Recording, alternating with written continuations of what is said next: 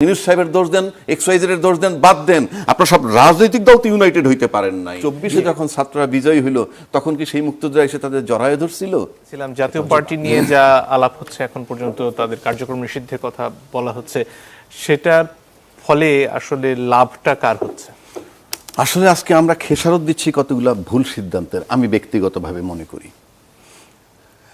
আপনি যখন একটা ফেসিস্ট সরকার বলেন আর যে সরকারই বলেন, যে সরকারটাকে তাড়ানো হইল জুলাই আন্দোলনের মাধ্যমে, সেই জুলাই আন্দোলনের মাধ্যমে তাড়ানোর পর তখন যারা এক্সিকিউটিভ পদগুলোয় যারা ছিল তাদের ভিতরে কেউ কেউ গ্রেপ্তার হয়েছেন, কেউ কেউ কিন্তু খুব সুন্দরভাবে স্মুথলি মুভ করতেছেন। এক। দুই, আপনি সংবিধানকে সংবিধান তো থাকে না যখন আপনি বিপ্লব বলেন আর অভ্যুত্থান বলেন, সংবিধান নাই। তো সংবিধান নাই যখন শেখ হাসিনাকে তাড়াইয়া দেওয়া হইল সংবিধানকে ভায়োলেট করে, তার পরক্ষণে যখন তার আরেকটা অংশ, তিনি যাদেরকে রাষ্ট্রপতি বানিয়েছিলেন, তার বেলায় যখন বলা হইল যে সাংবিধানিক সংকট হবে, বিষয়টা আমার কাছে খুব ইম্যাচিউরড মনে হয়েছে। যে আমি এই কথাটা কেন বলি, যে তার একটা অংশ এখনো রয়ে গেছে। আর আজকে জাতীয় পার্টির কথা যেটা আপনি আনলেন, জাতীয় পার্টি দীর্ঘ 16 বছর যাবত তার রোলটা ছিল এই, সে নামকস্ত একটা বিরোধী দল ছিল এই কারণে যে যারা ক্ষমতায় তাদেরকে বৈধতা দিছিল ওটা বলে বলে, তখনই তাদের ছিল না কোনো অস্তিত্ব। আর জুলাই আন্দোলনের পরে তারা জাস্ট নো হেয়ার হয়ে গেল। কেউ তাকে একসেপ্ট করে না, কোনো দল তাকে একসেপ্ট করে না, কোনো জোট তাকে একসেপ্ট করে না। সেই জোট মানে সেই দলটা হঠাৎ করে এমন একটা স্ট্যান্ড নিল যে, এবং তার একটা গুরুত্ব পাওয়া গেল। তার প্রথম সিমটম হইল, আমরা রংপুরে দেখছি যে ওই যে জিএম কাদের সাহেবের বাড়ির, যেখানে বঙ্গবন্ধুর বাড়ি একেবারে ভাঙচুর করে ফেলা হলো, তখন সরকারের ব্লেম দেওয়া হলো। আসলে তো রুটিন কাজ, প্রশাসনের রুটিন কাজই ওটা থামানো উচিত ছিল। কিন্তু আমরা রংপুরে যখন জিএম কাদের বাড়িতে গেল তখন কিন্তু আবার প্রশাসন রক্ষা করলো। এই ডাইরেকশনটা কে দিল? বঙ্গবন্ধুর বাড়ি ভাঙার ডাইরেকশন কি ইউনূস সাহেব দিছিল? আর জিএম কাদের বাড়ি রক্ষা করার জন্য ডাইরেকশন কি ইউনূস সাহেব দিছিল? সেই স্টেটমেন্টগুলো আমরা পাই না। এখন আসেন তাহলে, তারপরে কি হলো? আপনি যখন রাজনৈতিক পদক্ষেপ দুটোই, ভিপি নূর কি বলছে, এটা নিষিদ্ধ চাই, নিষিদ্ধ করতে গিয়ে হেঁটে হেঁটে একটা প্রোগ্রাম করে, এটা কিন্তু রাজনৈতিক প্রোগ্রাম নাকি মান্না ভাই? রাজনৈতিক প্রোগ্রাম তো এইভাবেই হয়। আবার ওনরা প্রতিবাদ করতে চাইলো, ভালো কথা।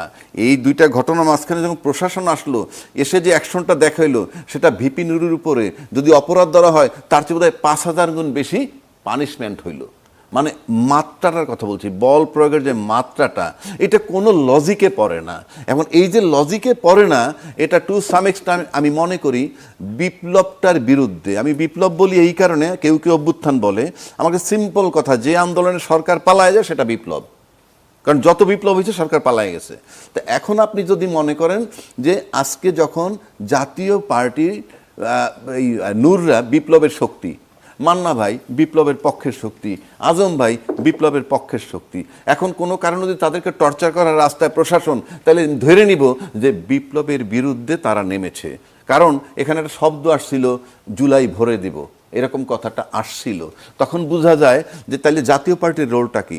জাতীয় পার্টি এমনি নো হেয়ার, তার মানে জাতীয় পার্টি একটা উইন্ডো ওপেন করছে, সেই উইন্ডো দিয়ে কথা বলে তাদের সাথে যারা বিতাড়িত হয়ে গেছে। এবং এটা হলো test case, it's a message to the nation যে জাতীয় পার্টির তোমরা এত অবহেলা করবা না, আমার কাছে মনে হয়। এবং সামনে যদি জাতীয় পার্টি আপনার ইয়ে করে, কি বলে, দুইটা দাবি আনে, দুইটা দাবি ইতিমধ্যে বলতে তারা বলছে, পিআর পদ্ধতি তারা চেয়েছে, জাতীয় পার্টি এই কথা বলেছে, পিআর পদ্ধতির কথা। আচ্ছা, যদি না বলে থাকে বলে, আরেকটা যদি বলে যে তত্ত্বাবধায়ক সরকার, যেটা আসার সম্ভাবনা আছে, যেটা অলরেডি তারা কথা শুরু করছে।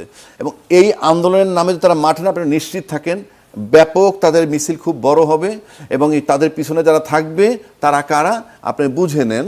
কারণ যাদেরকে সে শেল্টার দিচ্ছে, দীর্ঘ স্বীকৃতি দিচ্ছে, বিরোধী দল হিসেবে থাইকে সরকারি হিসেবে স্বীকৃতি দিচ্ছে, ন্যাচারালি পিছনে তারা থাকবে।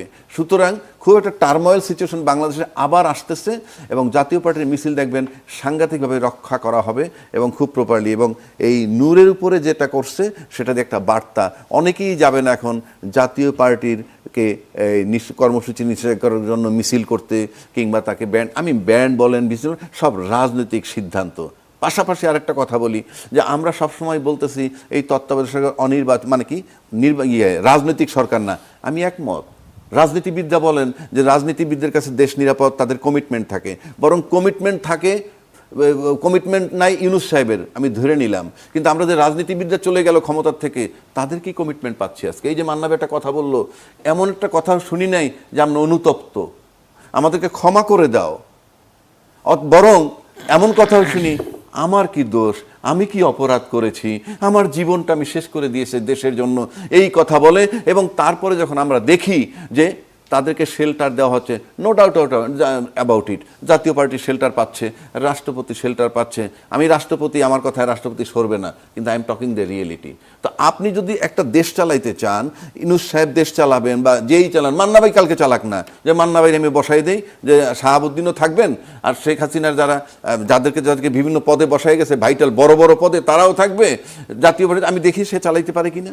এই যে বারবার আমরা বলি জাতীয় পার্টি, তার জাতীয় পার্টির কাছে মানে রাজনৈতিক দলের কাছে নিরাপদ, আমি যদি খুব সূক্ষ্মভাবে বলি, সব নির্বাচন বাদ দেন, 14, 18, 24 আমি বাদ দিলাম, এটা নির্বাচন ধরলামই না। আমি যদি 1991-এ আসি, আমি যদি 1996-এ আসি, আমি 2001-এ আসি, আর 2008-এ আসি, এই নির্বাচনগুলো তো মান্না ভাই টু সাম এক্সটেন্ট গ্রহণযোগ্য নাকি বাংলাদেশের ইতিহাসে? কেয়ারটেকার গভর্নমেন্টের অধীনে হয়েছে, কিন্তু সেই নির্বাচিত সরকারগুলোর অধীনে কি কি হয়েছে আপনি বলেন তো? 21 আগস্টের গ্রেনেড হামলা হয়েছে, আপনার সেনা অফিসার হত্যা হয়েছে 57 জন, শাপলা চত্বর হত্যা হয়েছে, আয়নাঘর হয়েছে, গুম হয়েছে, খুন হয়েছে। মুক্তিযোদ্ধা মানে কি? মুক্তিযোদ্ধা মানে হইল অলওয়েজ যেখানে অন্যায় সেখানে প্রতিবাদ, যেখানে অন্যায় সেখানে প্রতিবাদ। ওই দলের ভিতরে মুক্তিযোদ্ধারাও ছিল।